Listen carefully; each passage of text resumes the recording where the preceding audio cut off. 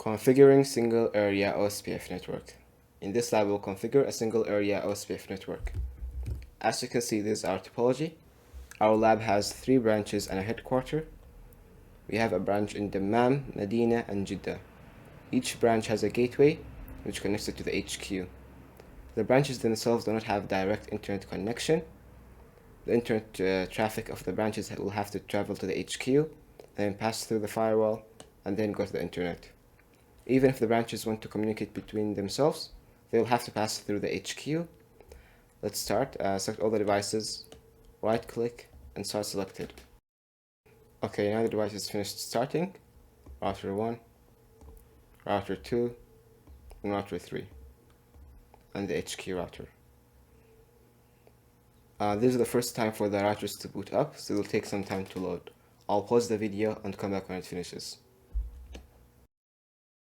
Okay, now the router is finished loading. We will start our configurations with router 1.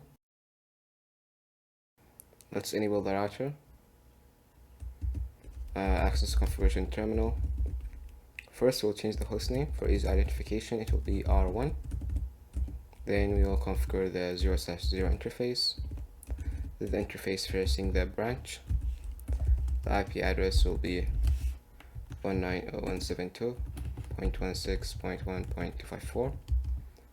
This interface will be the default gateway for the branch.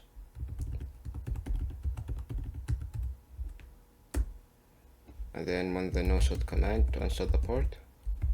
Then we will configure 0/1 interface. The IP address of the interface will be 192.168.10.1/30.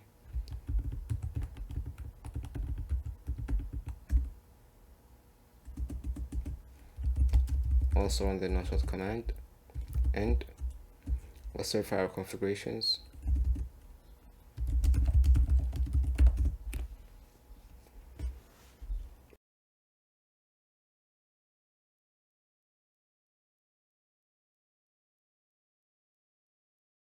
Okay, the configuration is successful.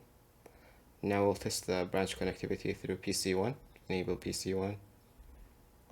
Go to control panel, network. For the IP address, it will be 172.16.1.1. Click enter. It autofills the rest of the information. Click apply. Close the control panel. Open the terminal. To check your interface network configurations, you can type the Linux command ifconfig. The internet address is assigned successfully. Now let's bring the default gateway interface, which is 172.16.1.254. We can receive immediate replies, that means that the configuration is successful. And next, we'll configure router 2. Go to R2, enable, configure terminal. Hostname will be R2. It's a good practice to make your router hostname match your topology for easy reference. Then configure 0/0.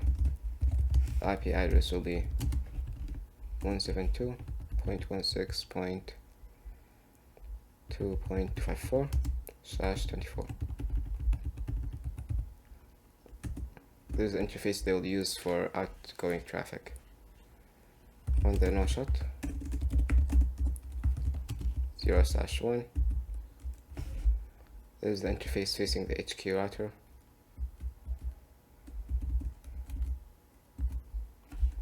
The IP address of the interface will be 192.168.10.5, and also it will be /30. Don't forget the no-shut command, and show IP interface brief. Both interfaces are configured successfully. Now let's go to router 3.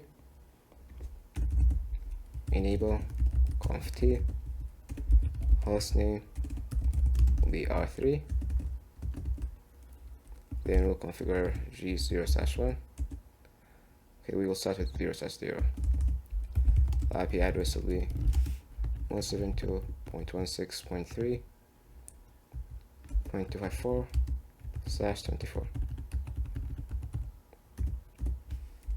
Don't forget the no-shot command. 0/1.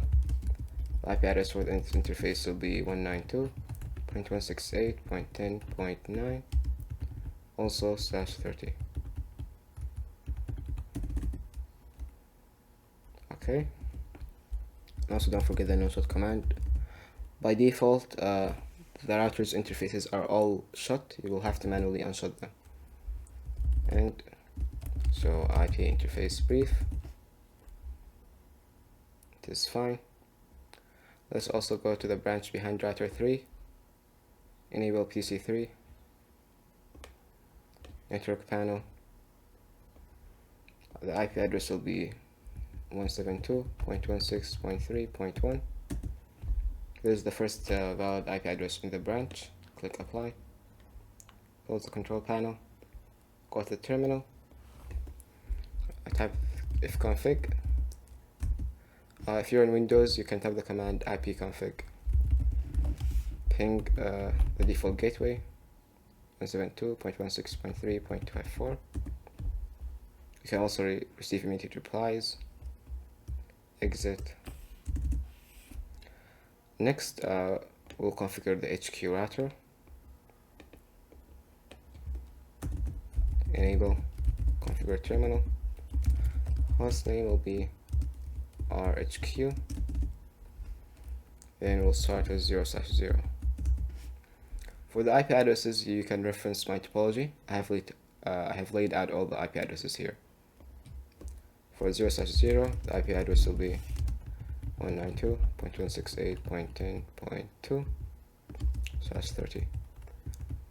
This IP address is just a link between two routers. I only need two valid IP addresses. This is why I'm using /30 subnet. On the no shut. Actually, if you have a lot of interfaces, you can run the range command. You can go 0/0 to 3. So here I'm running group configurations. Range, then no shut. If I end show IP interface brief, you can see all the interfaces that we are using are all unshut at once. Let's exit the configuration terminal again. 0/1. The IP address of the interface will be 192.168.10.6/30.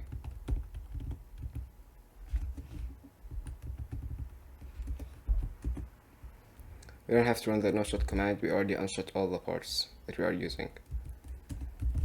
0/2. The IP address will be 0.10. 0/3. The IP address will be /24, and the actual IP address will be 192.168.5.253.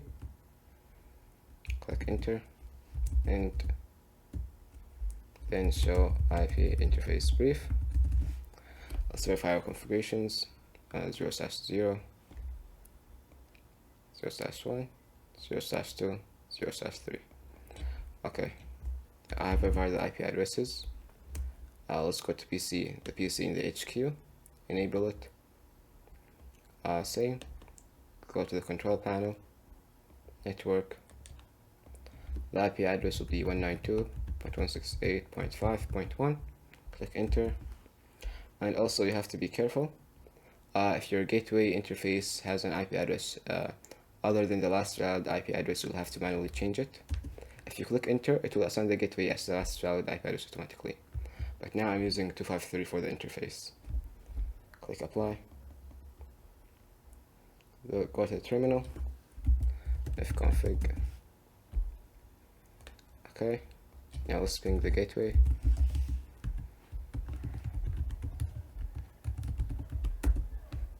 You can also receive immediate replies.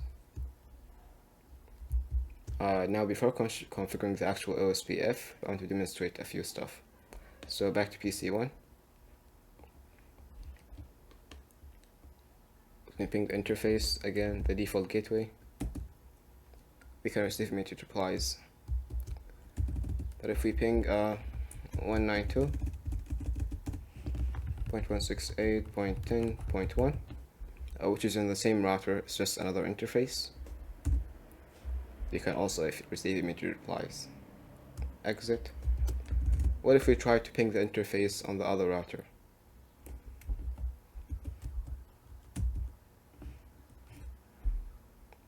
So we are not receiving replies, although the IP address of this interface is on the same subnet as this interface. Let me show you. If you go to router 1, run the show IP route command, you can see that router 1 knows the subnet of the branch, which is dammam. It knows the dammam IP address, and it knows to go to this branch, you have to go through interface 0/0. But if you go to the HQ router,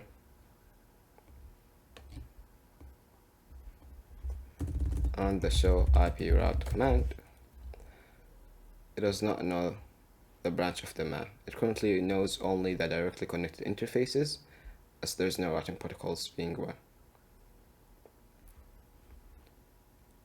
But if I go to router 1 and ping 192.168.10.2, which is the same interface, it can receive replies. Why? Because it knows the subnet of router 1. You can see it knows 0.2, it will need to go through 0/0, but it does not know the branch of dammam. If you go to PC1 and ping, the traffic can actually reach this router, but the router does not know the way back. So when we configure OSPF, all the routers will share their routing tables. So I'll configure OSPF and then I'll demonstrate again. Back to router 1.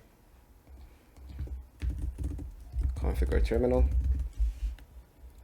Router OSPF1.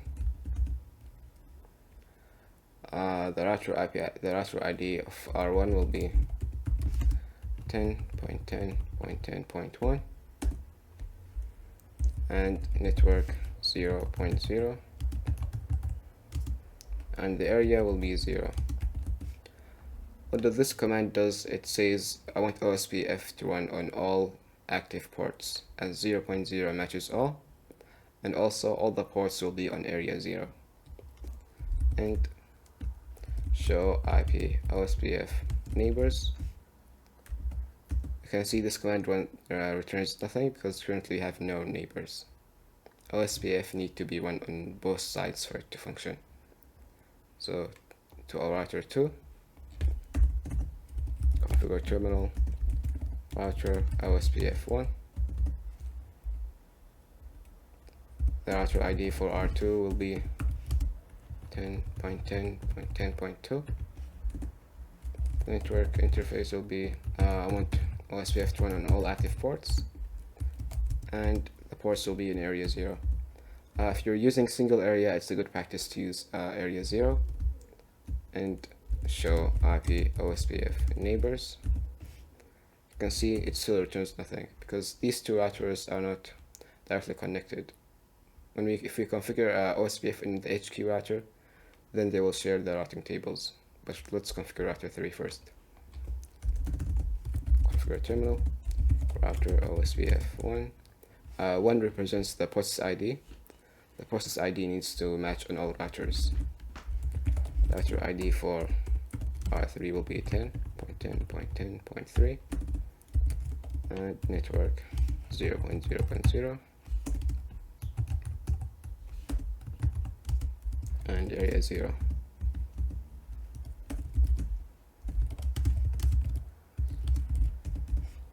Now OSPF runs on all 3 routers, but we'll have to configure OSPF in this router as well for it to function. So go to HQ router,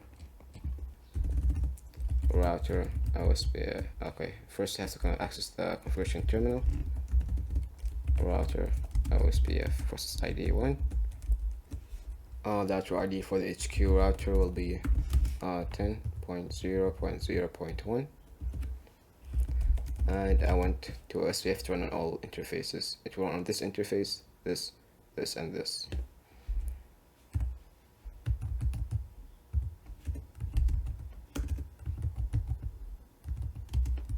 and area 0.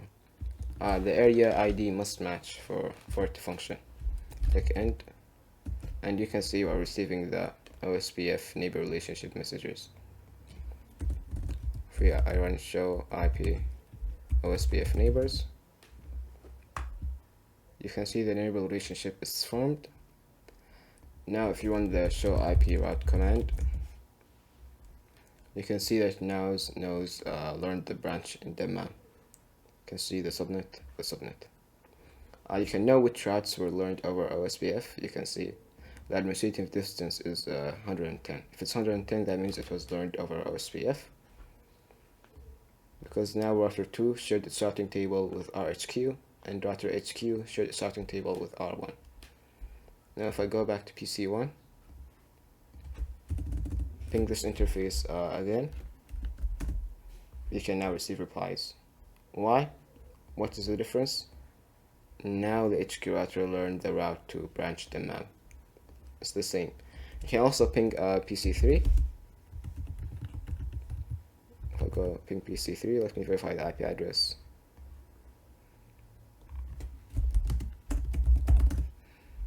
Yes. Alright, now it's working. Because if you go to R1,